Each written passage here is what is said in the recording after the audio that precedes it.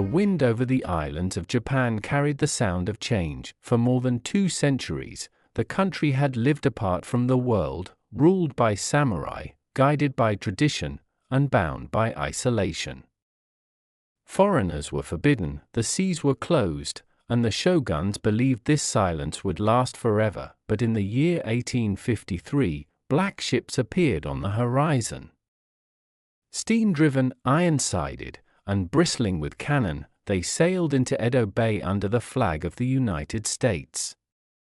Commodore Matthew Perry demanded that Japan open its ports, or face the might of modern war. When his guns roared a warning, Japan saw the future in fire and smoke.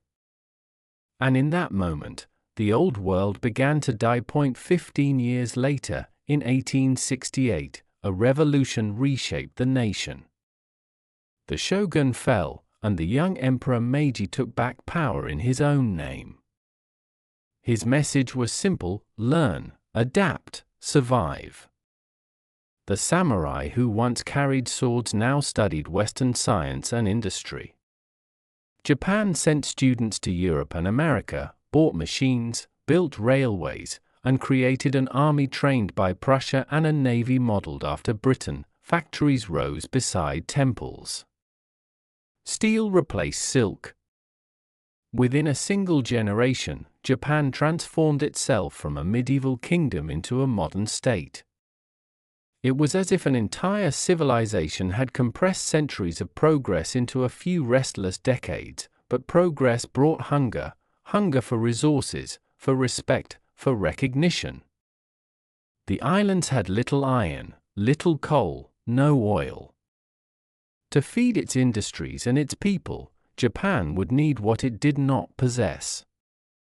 The government looked outward, to Korea, to China, to the islands of the Pacific, and saw opportunity. In 1894, opportunity became war. Japan invaded China to seize influence over Korea. The world expected the old empire of the Qing to crush the upstart island nation. Instead, Japan won in less than a year.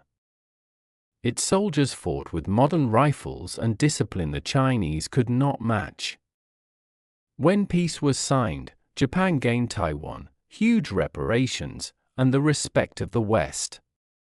For the first time in its history, Japan had beaten a continental power, and it would not be the last. 10 years later came the great test, war against Russia. The Tsar's empire stretched across Siberia, its armies vast, its navy among the largest on earth.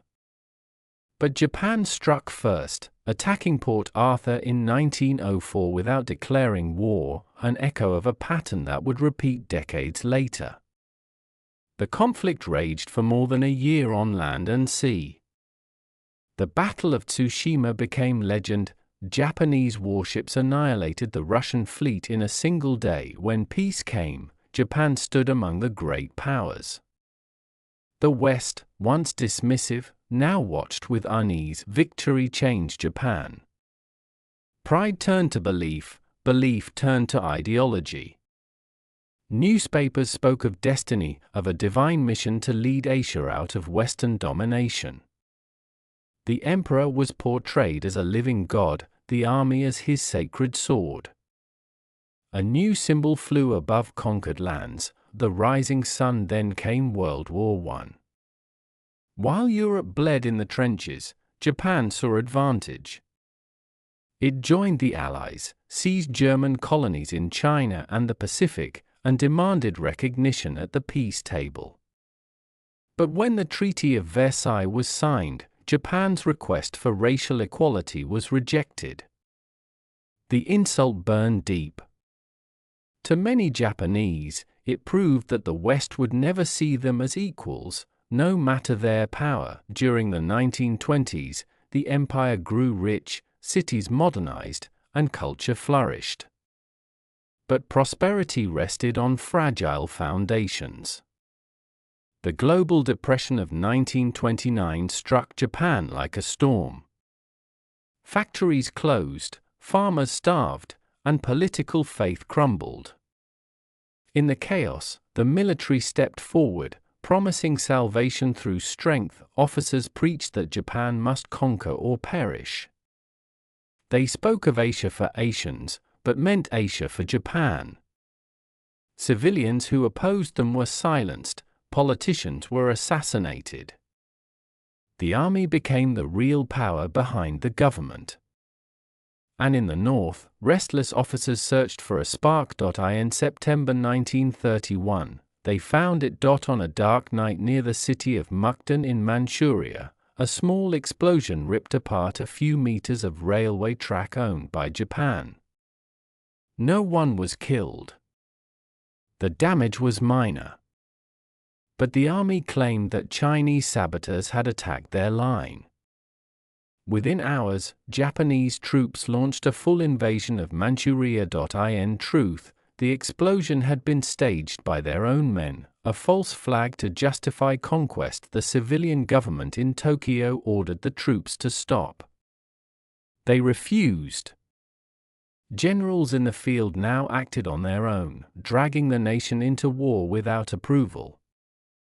Town after town fell, Chinese forces scattered, and within months Japan controlled an area larger than its own homeland. Out of the conquest they created a puppet state, Manchukuo, ruled in name by the last Chinese emperor, Puyi, but in reality by Japanese officers and businessmen. The world condemned the aggression. The League of Nations investigated and declared Japan the aggressor.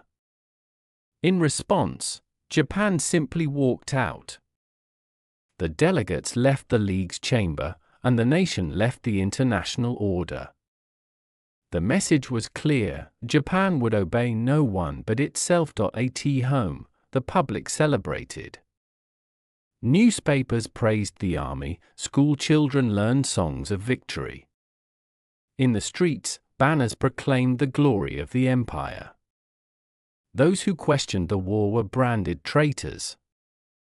A new kind of nationalism filled the air, disciplined, fanatical, and blind. By the mid-1930s, Japan was no longer a constitutional monarchy in spirit but a militarized state.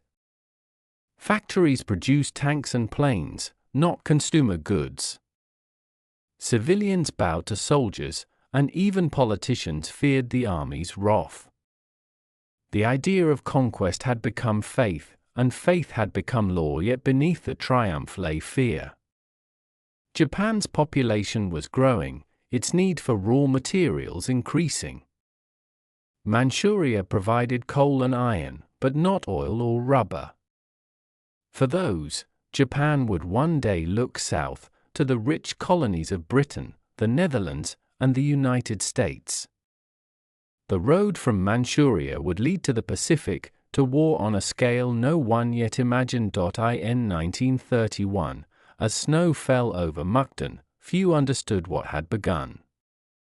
The explosion that night did not just shatter a stretch of railway, it shattered the fragile peace of the world. From that single act of deception, a chain of events would unfold that would carry Japan, and millions of others, into the most destructive war in human history. The rising sun had risen. In the next years, its light would spread across Asia, and soon, that light would turn to fire.